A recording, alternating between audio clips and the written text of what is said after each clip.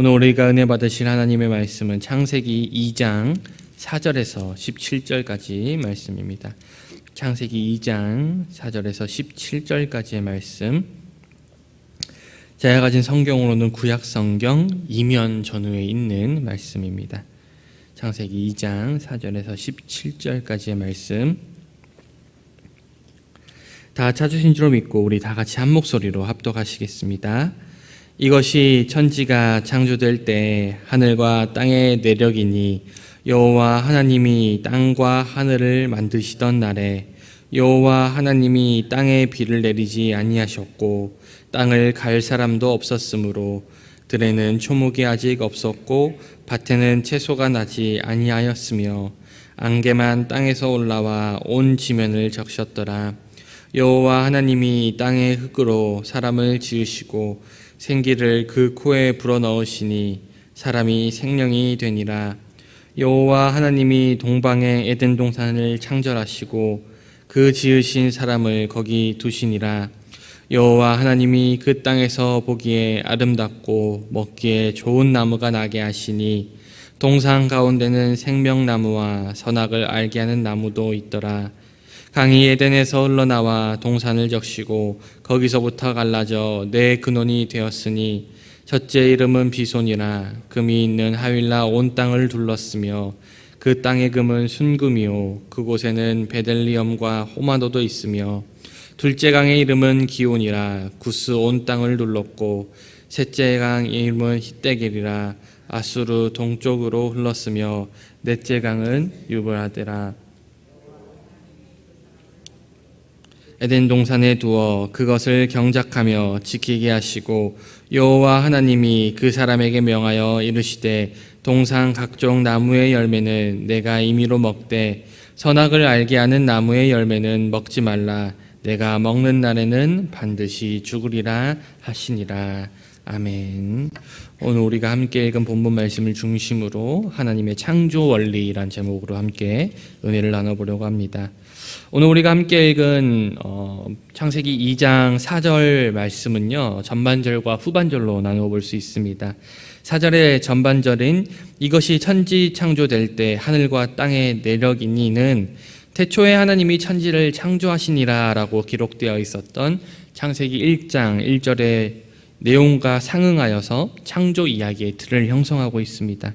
특별히 여기에 내력이라고 번역된 톨레도트라는 단어가 나오는데 이것은 다른 본문에서는 계보 혹은 족보로 번역되고 있습니다. 성경에서 족보는 일반적으로 누가 누구를 낳았고 누가 누구를 낳았다라는 방식으로 서술되고 있는데 창세기 1장은 창조가 첫째 날, 둘째 날, 셋째 날 이 순서대로 진행되고 있음을 보여주기 때문에 저자가 이러한 표현을 사용한 것으로 보입니다. 4절 후반절 말씀인 여호와 하나님이 땅과 하늘을 만드시던 날에라고 언급되어 있는 부분이 있습니다. 여기에 앞에 구절과는 구별되는 표현들이 몇 가지 있죠. 첫째로 하늘과 땅이 땅과 하늘로 순서가 바뀌었다는 점입니다. 이것은 단순히 순서의 차이가 아니라 기록의 관점이 이제는 달라졌음을 보여주고 있습니다. 둘째로 여기서 하나님의 고유한 이름이 처음으로 언급됩니다. 하나님은 사실 일반 명사이죠. 그래서 한글 성경에는 때로는 이 하나님이라고 기록된 단어를 신이라고 번역하기도 했습니다. 하지만 하나님이라는 말과 달리 여호와는 하나님의 이름을 가리키는 고유 명사입니다. 이것은 앞서 언급된 창조의 행위가 다른 어떤 신이 아니라 이 여호와 하나님으로부터 비록되었다는 것을 우리에게 분명히 나타내고 있습니다. 이어서 5절의 말씀, 초목이 아직 없었고 밭에는 채소가 나지 아니하였으며 라는 언급은 하나님이 셋째 날에 땅에서 풀과 채소 그리고 나무를 창조하셨다는 내용과 상충되어 보이는 것 같습니다.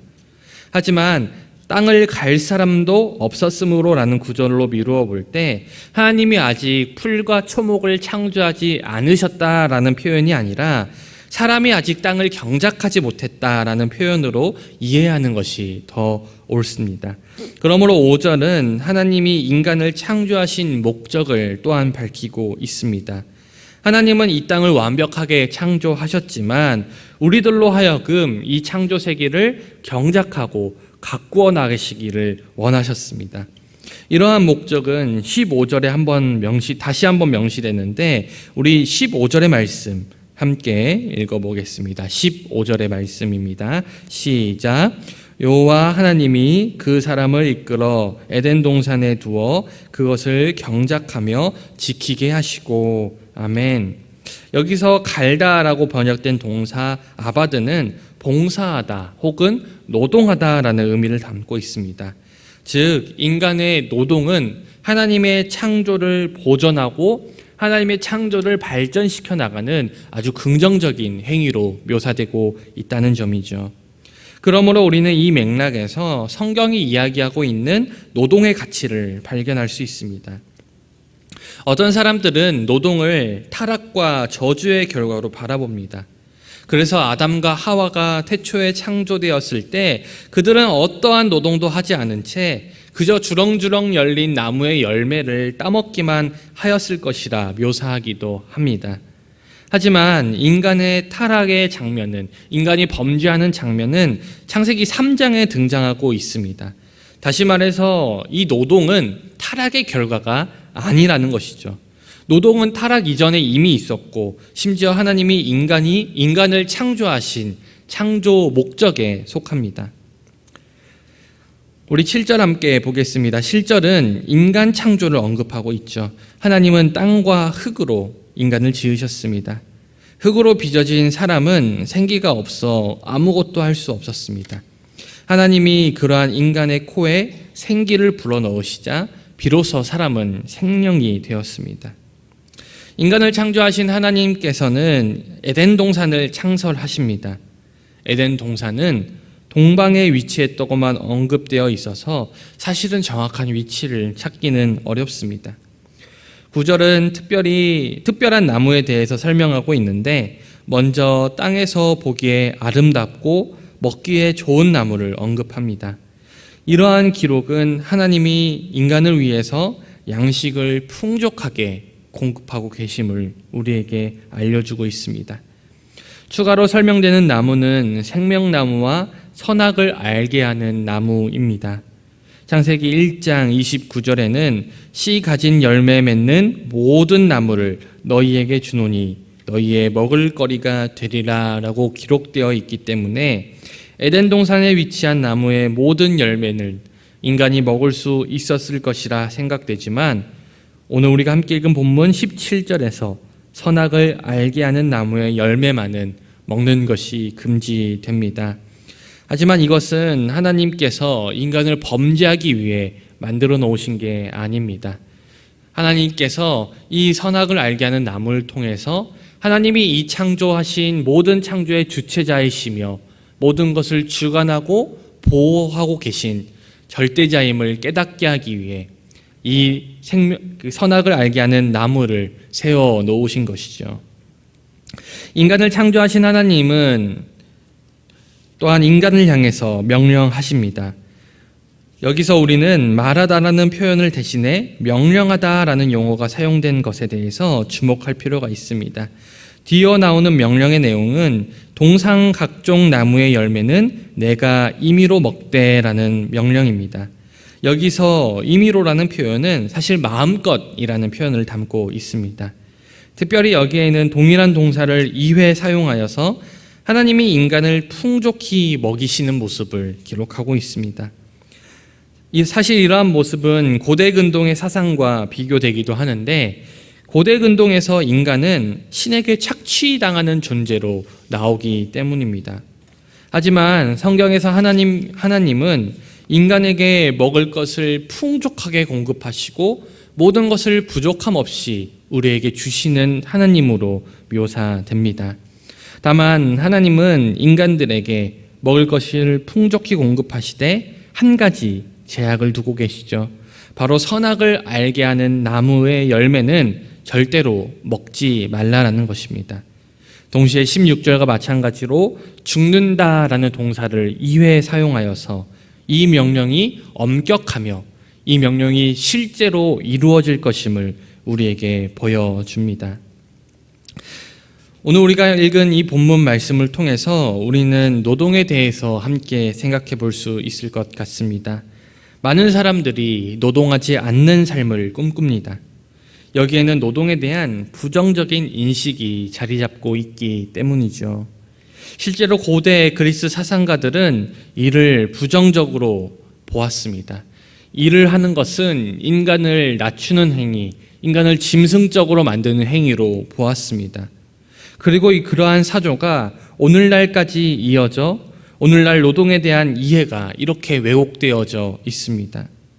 하지만 오늘 우리가 함께 살펴본 창세기 2장은 하나님이 세상을 만드셨지만 그것이 경작할 사람이 없었다는 것을 말하고, 하나님이 인간을 창조하여 에덴 동산을 경작하게 만들었다라고 설명합니다.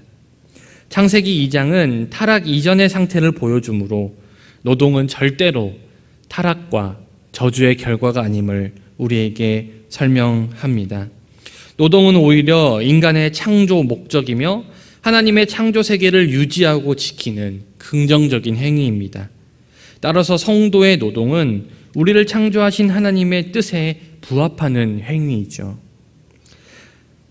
때로 어떤 사람들은 육체 노동보다 정신적인 노동이, 그리고 전문직이 더 귀하다고 생각합니다. 더 중요하다고 생각하죠. 하지만 성경은 특정한 일이 고귀한 것이 아니라 모든 일이, 심지어 단순한 육체 노동마저도 다 고귀하다고 이야기합니다. 왜냐하면 하나님께서 하신 일이 바로 육체의 노동이었기 때문이죠. 창세기 1장과 2장에서 하나님이 인간을 창조하실 때 하셨던 일은 흙으로 인간을 빚어내시고 생기를 직접 불어넣으시고 또 인간이 살 수 있는 정원을 만드셨던 육체의 노동이었습니다. 그렇다면 하나님의 아들 예수님은 어떠하였습니까? 목회자이자 작가인 필립 젠센은 이렇게 말합니다.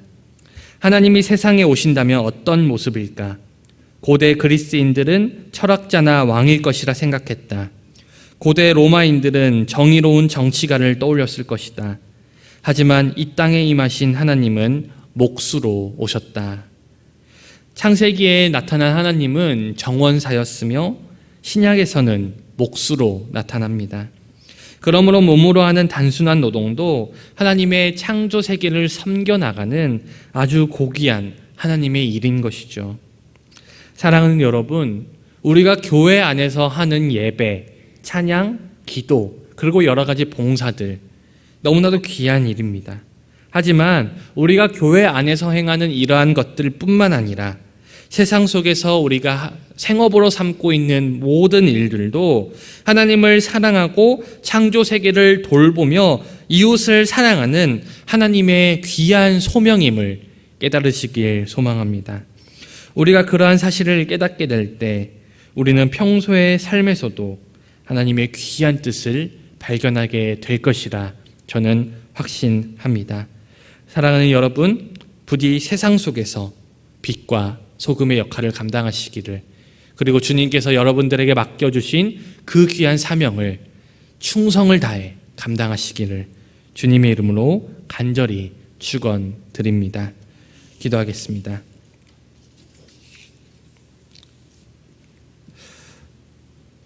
우리를 빚으시고 에덴을 창조하시며 또한 우리에게 필요한 모든 것들을 날마다 공급하고 계시는 그 하나님께 감사를 드립니다.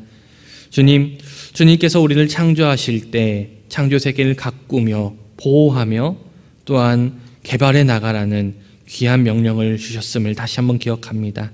하지만 주님, 우리가 때로는 교회 안에서의 일들만 귀하게 여기고 주님께서 나에게 맡겨주신 생업의 현장에서의 사명은 타락의 결과로 생각하였고 필요악으로 생각하여서 열심을 다하지 못했음을 또한 고백합니다. 주님, 이 시간 우리에게 지혜를 허락하여 주셔서 어떠한 상황 속에서도 늘 주님께 충성하며 늘 주님께 최선을 다하는 삶을 살 수 있도록 인도하여 주시옵소서. 우리가 하는 모든 일들이 이 창조 세계를 섬겨나가며 주님을 섬기며 또한 이웃을 섬기는 너무나도 귀하고 소중한 하나님의 소명임을 깨닫게 하셔서 우리가 맡은 바 충성을 다하여서 주님께서 잘하였다, 충성된 종아, 칭찬받을 수 있는 귀한 삶을 살 수 있도록 우리 사랑하는 성도님들의 생업 가운데, 삶 가운데 주님께서 함께하여 주시옵소서. 주님께 우리의 모든 것들을 맡겨드립니다. 주여 인도하여 주시옵소서. 감사드리며 살아계신 우리 주 예수 그리스도 이름으로 간절히 기도드리옵나이다. 아멘.